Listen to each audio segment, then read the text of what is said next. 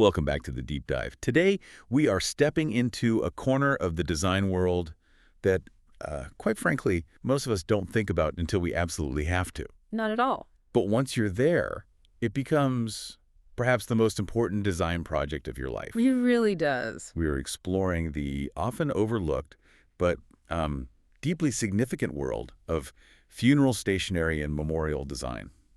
And we're going to be looking at this specifically through the lens of the resources provided by the Funeral Channel Network. It is a fascinating topic because it sits right at that intersection of, intense emotion and really strict logistics. Right, the head and the heart. Exactly. You're dealing with grief, maybe the worst grief of your life, but you're also dealing with these completely unmovable deadlines. It's not like planning a wedding where you can push the date. No, you can't. And as we dig into the source material today, which comes to us primarily from the funeral program site, a platform that is really, they are the industry leader in this space, we're going to see how something as simple as a piece of paper has evolved into a vital tool for processing loss. Absolutely. And I think it's important to acknowledge the universal nature of this. Eventually, everyone faces the logistics of saying goodbye. Everyone. It's the one event planning task that no one wants, but everyone gets. Yeah. And the core question we want to answer today is, how do we move from a simple list of events, sing a song, read a verse, that kind of thing, The basics. to a lasting emotional artifact that actually tells a life story? That phrase, emotional artifact, is so key. We are looking at a comprehensive guide from the funeral program site, and the author here is Christy Anderson. She's a funeral stationery designer with over 30 years of experience. Wow, 30 years. Yeah, that is 3 decades of helping grieving families navigate this. And the source context connects us to that broader ecosystem you mentioned, the Funeral Channel Network, which includes podcasts, video series, and even a Roku TV app. So we are really welcoming you, the listener, into the Funeral Channel Network's whole sphere of knowledge today. So what is our mission for this deep dive? I think we really want to unpack the mechanics of modern memorialization. Right. We want to explore how technology and, professional design intersect with grief management. And I think understand the specific tools available from done-for-you services to these really interesting hybrid templates that help families navigate what is probably the tightest deadline of their lives. Okay, let's do it. Let's jump right into part 1 and really define what we even mean by a custom funeral program. Let's do it. So contrast this for me. When I think of a funeral program from maybe 20 years ago, or even what I see in movies, I think of a bulletin. A bulletin, yeah. It was purely functional. It was black text on white paper, maybe a blurry photocopy from the church office. Right, from the Xerox machine. Yeah, it just told you what was happening next so you didn't stand up at the wrong time. Exactly. That was the utilitarian model. And frankly, that model existed because of technological limitations. You were relying on, like you said, the church secretary and a copy machine. Right. But the shift described in the source material is massive. The funeral program site describes these modern programs as keepsakes. Keepsakes. That is a fundamental change in purpose. A bulletin is read and discarded. It's trash at the end of the hour. You leave it in the pew. You leave it in the pew. A keepsake is saved. Families frame them. They put them in memory boxes long after the flowers have faded. That's a really powerful distinction. Yeah. The source says they serve 2 roles. One is still that guide to the service, the structure. You still need to know what's happening. Of course. But the second role is a tangible storytelling device. It preserves memories. But I have to ask, is this just about aesthetics? Is it just about making it look pretty, or is there something deeper happening? Oh, it's much, much deeper. And this is where we have to talk about the psychological impact of a well-designed program. The source touches on this.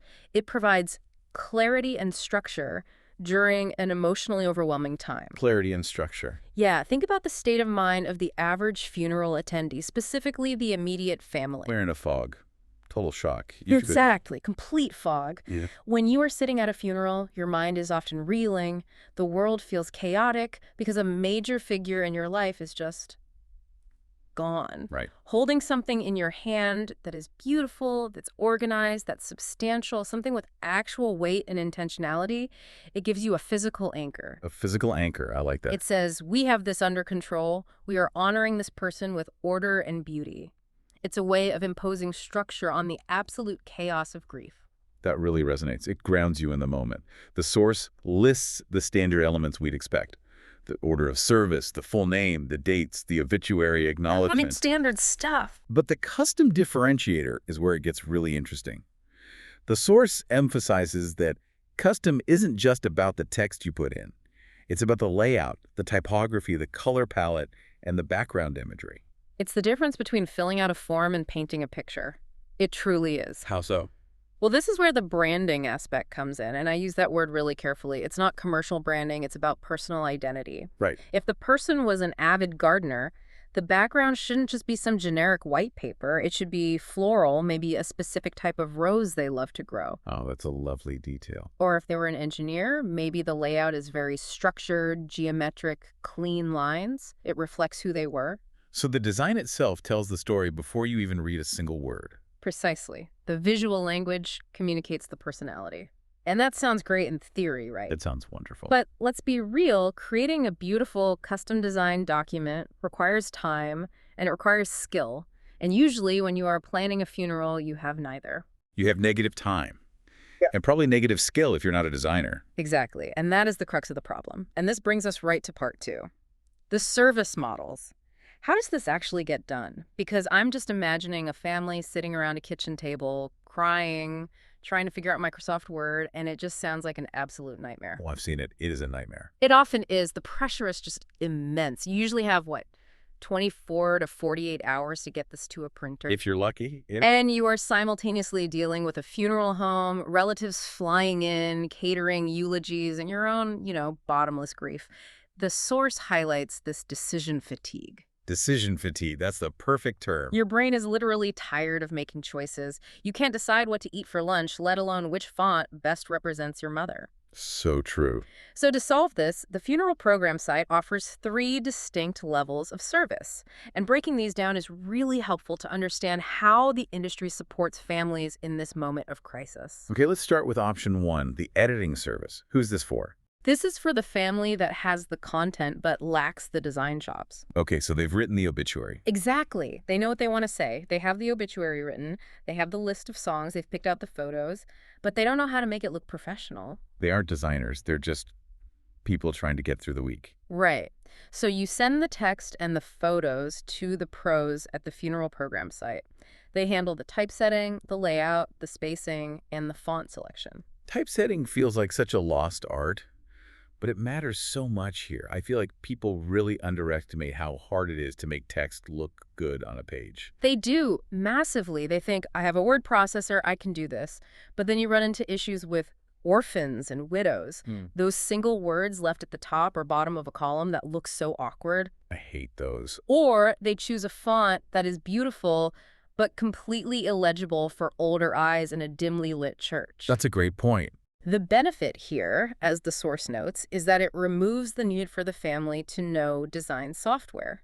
You don't have to worry about margins or bleed lines where the image goes off the edge of the paper or image resolution. All that technical stuff you have no mental space for. None. You just hand over the raw data, the words and pictures, and they polish it into a professional document that feels dignified. And the turnaround is fast, often 1 to 2 hours. That speed is incredible. 1 to 2 hours. That's faster than getting a pizza delivered in some cities. It has to be that fast. The deadline is absolute. The funeral will not wait for the programs to be printed. Right. And that speed is a service in itself. It buys the family peace of mind. It takes one enormous, stressful thing off their plate. Okay, so that's the editing service. Then there is option 2, the full done-for-you service. How is this different? It sounds similar. It's the next level up. This is the premium, total hands-off approach. The source notes, this is vital for families who are completely overwhelmed or short on time. So this is for the person who is truly at their limit. Exactly. With the editing service, you're providing a bit more direction. You're saying, here's the text, here are the photos, made it look good. With done for you, you are essentially saying, here are the photos, here are the dates. Please make all the decisions for me. I trust you. Wow. I can imagine this is a lifesaver for someone who just cannot make another choice. They just want it done, and they want it done right. Precisely. And the source emphasizes that they treat the project as a unique design, not mass-produced. They aren't just hitting autofill on a template. So they're actually designing it. Yes, they are looking at the photos, looking at the tone of the obituary, and creating a cohesive piece. If the obituary is long and poetic, they'll choose a layout with more text space so the font size doesn't get microscopic. If the photos are all from the beach, they'll suggest a coastal theme. It's thoughtful, bespoke design. Okay, now, option 3, This is the one that I found really fascinating when I was reading through the source material. They call it the hybrid option. And honestly, looking at the business model, this seems like the smartest evolution. It feels like a real aha moment. It is the aha moment in their service offering. It really addresses the specific constraints and the messy reality of the modern funeral. It combines professional setup with DIY flexibility. Hmm. Walk us through how this works, because it seems like the best of both worlds, but I wonder if it's technically difficult for the user. No, and that's the beauty of it. It's designed to be simple. So the family submits a photo, usually the main cover photo, Just one. just the main one. The funeral program site takes that photo, and they perform their professional background removal and enhancement, which is the hardest part of the design process, and we'll get to why in a minute. They're heavy lifting. It's heavy lifting, exactly. They place that polished photo into a template or a background of the family's choice. So the cover looks studio quality. The hard part is done by a pro. Yes. But then, and this is the key, they send back an editable file to the family, usually a Word document or a publisher file, something that everyone has on their computer. Oh, editable. I see. So the family can finish the text themselves. They can type in the obituary. They can adjust the order of service, add the pallbearers. Why does that matter so much? Why wouldn't you want the pros to do the text too? Because things change. This is the fundamental reality of funerals. Everything is in flux until the last second. Oh, right. At the last minute, a cousin decides they want to read a poem. Or you realize you forgot to list a grandchild in the survivors, which happens more often than you'd think in the chaos and grief. Oh, that's a disaster if you print it that way. You can't unprint that. Exactly. It's a terrible feeling. If you have used the full done-for-you service, you have to email the designer, hope they're awake at 11 p.m., wait for the revision, get a new proof, and re-download. It creates a bottleneck. Yeah, more stress. So much more stress. But if you have the editable file, you can make those changes instantly at midnight the night before the service. You aren't waiting on anyone. You have control. You have the control. It bridges that gap perfectly between wanting a custom professional look, that studio quality cover, and needing absolute control over the text content for those inevitable last-minute changes. That is just so smart. Yeah. It respects the reality of the situation. It's agile. It acknowledges that while we want it to look perfect, the information is fluid until the very last second. It is. And as you mentioned, a huge part of that hybrid value proposition, and really the value of the whole site, relies on that visual heavy lifting I mentioned regarding the photos, Right. which brings us to part 3, the visuals. The challenge of photos. Let's talk about it. Because most of us don't have a professional headshot ready for our funeral. I certainly don't. No, and why would you? The reality of funeral photos is often, well, it's difficult. Yeah. Families are frantically looking through their phones, through old albums. They have casual snapshots. The lighting is uneven. Maybe it's a photo from a birthday party in a dark restaurant. Or the background is a cluttered kitchen with dirty dishes. A cluttered kitchen, someone's messy garage, you name it. Or the classic crop. The crop is the most common issue, I'd imagine. You have a photo of the deceased at a wedding looking great, but they are hugging someone. Yeah. Or there's a stranger in the background making a weird face. Yes. We've all seen those obituaries where you can see a disembodied hand on the person's shoulder because someone was cropped out. It always looks a little makeshift, a little sad. It does. It can be distracting. Instead of looking at the person's face and remembering them, you're looking at the floating hand and wondering who it belonged to. Right. And the source presents the solution to this, which is background removal and photo enhancement. How does the source describe this process? Is it just like an AI filter you'd find on your phone? It's much more involved than that. They explain that their designers manually isolate the subject and place them into a complementary background to create a refined memorial portrait effect. A refined memorial portrait effect. I like that terminology. It sounds very deliberate. It implies dignity, doesn't it? It transforms a low-quality phone pic from 10 years ago into something that looks like it belongs in a frame. So what are they doing, technically? They're cleaning up the distractions so the focus is purely on the person's face, on their expression. They might smooth out the harsh lighting, fix the color balance so they don't look washed out or too red. It's a technical service that has a huge emotional payoff. It makes the person look ready to be remembered in their best light. And once you have that great photo, you have to put it into a layout. And I was genuinely surprised by the variety. The source lists, it's not just a standard folded piece of paper. I assumed it was just bifold and that was it. No, not at all. They are really breaking the mold here, thinking about the user experience of the program itself. The source mentions specific formats like the gatefold. That opens like a gate, right? Yeah. Two flaps meeting in the middle. Correct. And think about the physical action of that. It's a small thing, but it's significant. You hold it with two hands, and you open the doors to reveal the photo or the obituary inside. It creates a reveal moment. It does. It adds a sense of ceremony to the reading of it. It feels more special than just flipping open a single page. That's a great point. The physical interaction changes the experience. Then there are graduated folds. What are those? These are excellent for structure and organization. The pages are cut at different widths, usually in a stepped pattern down the side. Oh, I think I've seen these. So when the program is closed, you see a set of tabs running down the side. You can see labels like obituary, order of service, tributes, all at once. It's like a little file sister in your hand. It is. And for a complex service, maybe a high mass or a military service with many speakers and elements, it allows the attendee to easily navigate the event. They can flip right to the section they need without fumbling through pages. It's very user-friendly design. And the source also mentions casket panels. I admit, I did not know this was a thing until I read this material. It's a very specialized piece of stationery for sure. It's a reinforced insert, usually fabric or heavy cardstock, designed to fit into the interior lid of the casket. So during the viewing, Exactly. During the viewing, when the casket is open, there is a personalized graphic or a collage of photos directly above the deceased. it frames the viewing experience. It does, and it ties the whole aesthetic of the service together. Mhm. If the program has roses and a specific scripture, the casket panel has the same roses and scripture. It creates a unified visual environment. It stops the casket from just looking like a piece of furniture and turns it into a personalized sacred space. Wow. And regarding the style of all these things, the Well- source says, any layout, any style, any background. It lists minimalist, ornate, floral, scenic, religious, cultural, or heritage specific. That range is absolutely crucial. A funeral program for a teenager who loved video games is going to look profoundly different than one for a 90-year-old veteran. Right. One might be bright and full of color and custom graphics. The other might be somber, patriotic, with an eagle or a flag.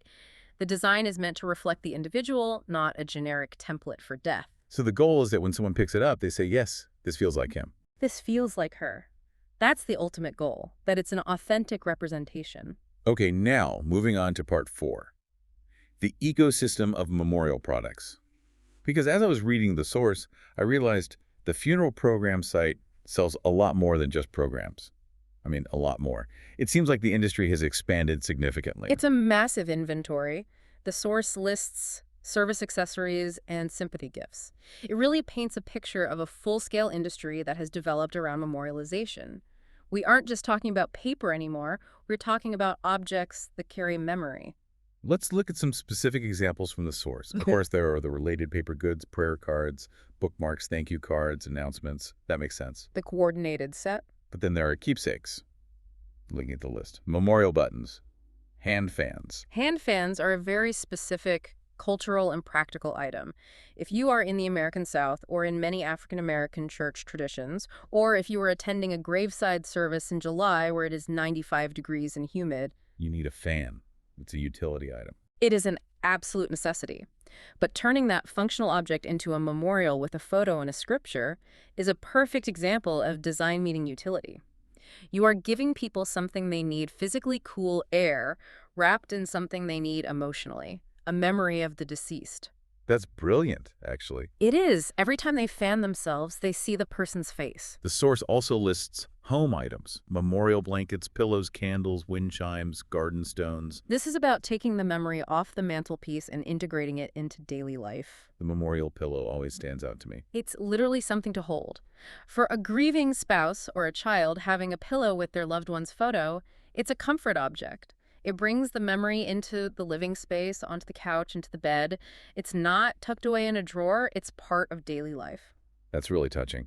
And there is a trend here toward what I'd call wearable grief. The source mentions in memory of merchandise like t-shirts and drinkware. Yeah, this shows a real shift toward wearing memory publicly. It used to be you wore a uniform of mourning that was somewhat economous. It signaled grief, but not the specific source of it. Right. Now you might wear a shirt with your loved one's face on it. It invites conversation. It keeps their presence active in the world. If you wear that to the grocery store, people see it. They might ask, or they might just know. It effectively says, I am grieving, and this is who I lost.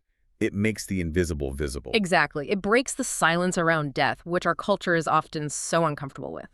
We also have to mention digital integration. The source highlights digital-only paperless funeral programs and slideshows. This seems critical now. It is the modern reality post 2020, especially. Not everyone can attend in person. We have virtual services, live streams. Right. So the funeral program site provides files that work for both print and digital. You can print 100 copies for the church, but also email the PDF to relatives in other countries or post it on a digital memorial wall like a Facebook page. It's a hybrid approach for a hybrid world. It acknowledges the hybrid nature of modern mourning.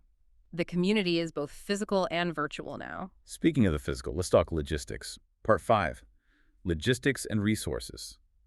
Because getting the design is one thing, but getting it onto paper in 24 hours is a whole other challenge. The printer is often the final hurdle, the boss battle of funeral planning. Laughs. It absolutely feels like it.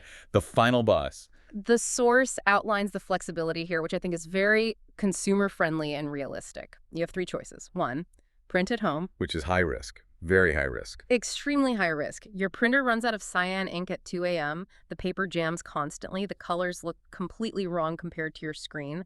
But it's there as an option if you have 0 budget or 0 time. Option 2. Use a local printer. Take the file they send you to a Kinko's or a shop in your town. And option 3. Use the funeral program site's own professional printing service. What are the benefits of the pro printing? Why not just go to the local copy shop down the street? Quality control and, crucially, finishing. They use high-quality paper stock. They know what paper feels substantial and respectable, not flimsy. They have accurate color calibration, so the skin tones in the photos look natural, not like a ghost. Okay, quality. And this is the big one. Folding and trimming are included. Oh, that folding part is key. I didn't even think about that. Have you ever tried to fold 200 brochures by hand and keep them perfectly straight and crisp? No, and I don't want to. It's a nightmare. It takes hours. And if the fold is off by just a millimeter, the inside text peeks out when it's closed and it just looks sloppy. When you are grieving, outsourcing that manual labor is a huge, huge relief. You just receive a box of finished, folded, perfect programs ready to hand out. The source also points out that the site isn't just a store, it's a resource hub. They have checklists. I'm looking at the list. Before the service, advanced planning, medical, and end of life. These are practical tools. They're trying to help people get organized during a time of chaos. And guides like planning without family support. That is a heavy title, but a profoundly necessary resource. That unhit me. Planning without family support. That just feels so lonely. It is, and it happens. Estrangement or simply being the last one left in your family. And what this does is it positions the provider as a partner in the process, not just a vendor selling a product. They are guiding you through the logistics of death when you might not have anyone else to ask. That's a really important service beyond the products. And finally, on the logistics front, I noticed the global reach. The source has this extensive list of currencies and regions from Afghanistan to Zimbabwe. It's alphabetical, and it's huge. It implies the universal need for these services. Grief is global. Death is universal.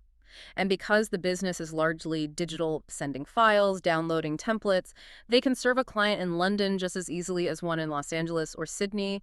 It's a global platform for a very personal, universal need. So we've covered a lot. I mean, we've gone from the very definition of the program all the way through the service models, the visuals, the whole ecosystem of products, and the logistics. It's a comprehensive ecosystem designed around a single critical moment in time. If we summarize this journey, we've seen the evolution from a simple utilitarian Word document to a professionally designed, graduated funeral program that acts as a guide and a story. And we've seen the incredible value of those hybrid and editing services in saving precious time and mental energy during a crisis. It's about leveraging professional help so you can focus on what matters, which is your family. So, connecting this back to the bigger picture here, what's the main takeaway?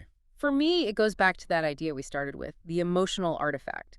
These programs, when done well, help tell the story of a life. They become the final chapter in a way, the one that people take home with them. And I think, while we can't control loss, we cannot control the fact that someone has died, we can control how we honor their memory. And tools like these make that specialized, dignified design accessible to everyone, not just people who happen to know a graphic designer. That democratization of dignity, that's really the core of what the funeral program site and the funeral channel network are doing. It's giving everyone the tools to create a beautiful final tribute. So here is a final provocative thought for our listeners to take away. In a digital world where everything is on our phones and in the cloud, where memories are just pixels on a screen, why do we cling so tightly to the physical funeral program? That is a great question. Why the paper? Perhaps it's because in the face of loss, which is the ultimate void, the ultimate abstraction, we need something tangible to hold on to. Hmm. We need physical proof that the life was lived and that it was honored. Paper has weight. It has texture. Pixels don't.